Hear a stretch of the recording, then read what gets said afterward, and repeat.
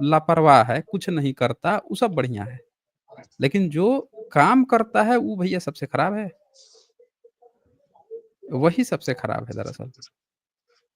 तो सर ये आयुर्वेद कहाँ से आया जो वैदिक धर्म में जो? वैदिक धर्म में कोई आयुर्वेद नहीं है। जो व्यक्ति 11वीं सदी में कह रहा है कि हम उसका मतलब ही नहीं जानते हैं। आज भी जिस ब्राह्मण को बैठिए उसको मतलब ही नहीं पता है उसमें क्या लिखा है। तो वो आपको क्या कहाँ से आयुर्वेद दे देगा? ये पूरी तरह से बुद्धिज़्म की देन है। त्रिपिटक पढ़िए, उसमें आपको बताया जाएगा कि कैसे आंतों का ऑपरेशन होता था, कैसे किसी के माइंड के भीतर दिमाग खोल के ऑपरेशन होता था, किसी का भी कोई बवासीर का ऑपरेशन होता था। ये सारी चीज़ें आपको मिल जाएँगी त्रिपिटक में। जीवक थे, जो तथागत के समकालीन थे, वो ये सारा काम करते थे। और यही नहीं, उसमें सम्राट अशोक ने भी अपने इंस्क्रिप्शन में लिखवाया है कि वो अ, इंस्क्रिप्शन में लिखवा के ये बात कहते हैं कि जानवरों तक के लिए, इंसान के लिए या जानवरों तक के लिए हॉस्पिटल खुलवाएँगे। अब ब्राह्मण वहीं अपनी किताबों में बोलता है कि जो चिकित्सक है उसका खाना तो पीप के समान है।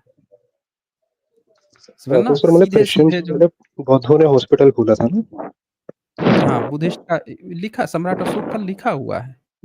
सम्राट अशोक के नहीं, इंस्क्रिप्शन क्रिश्चियंस कहते में कि हमने लिखा खोला है, हुआ है। पता नहीं। नहीं, अच्छा, क्रिश्चियंस ये तो जो बुद्धिज़्म क्रिश्चियंस से है। कॉपी पेस्ट किए हैं। ये तो क्रिश्चियन का जब जन्म भी नहीं हुआ था ना, तो उनके जीसस का जब जन्म नहीं हुआ था, उनके भी 300 साल पहले सम्राट अशोक का इंस्क्रिप्शन है ना। बताइए, है कि नहीं है? हाँ सर है।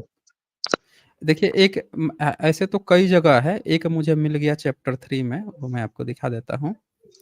तो और ये लोग कहाँ से हॉस्पिटल खोलाएँगे? त्रिपिटक 2600 साल पुराना जो है सबूत है। ये देखिए चैप्टर 3 है मनुस्मृति का 152 में लिखा है वैद्य, वैद्य लिखा है ना? संस्कृत में चिकित्स तस लिखा है ना? चिकित्सिकान। हाँ, हाँ। चिकित्सकान लिखा है और अनुवाद करके वैद्य लिखा है।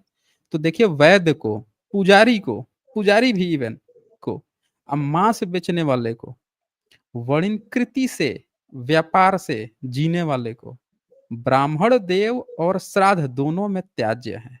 मतलब ये लोग ना ब्राह्मण देव हो सकते हैं और ना श्राद्ध में। श्राद्ध मतलब समझते हैं ना, कहा जाता है कि दुश्मन के भी मौत पर जाना चाहिए। तो श्राद्ध लिखे हैं, श्राद्ध है दोनों। श्राद्ध मतलब सबसे बुरे से बुरे समय में भी इनको तक मत आने देना। श्राद्ध में तो दुश्मन भी मिलने आ जाता है, इनको तब भी मत आने देना। बाइकआउट करके रखे हैं सब अपनी किताब में। अपनी आँखों से देख लीजिए। कोई सेंस ही नहीं है इस बात में, मतलब।